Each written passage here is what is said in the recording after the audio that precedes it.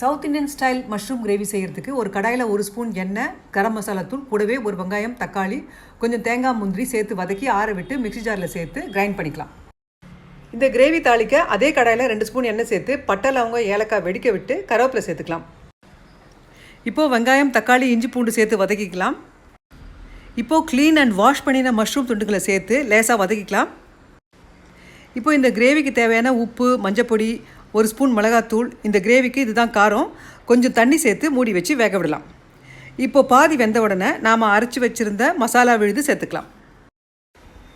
தேவையான அளவு தண்ணி சேர்த்து இன்னும் கூட கொஞ்சம் நேரம் மூடி வச்சு வேக விடலாம். 5 நிமிஷத்துக்கு பிறகு உப்பு செக் பண்ணி மிளகுத்தூள், சீரகத்தூள், கொத்தமல்லி தூவி நம்ம சுவையான south Indian style mushroom gravy ready.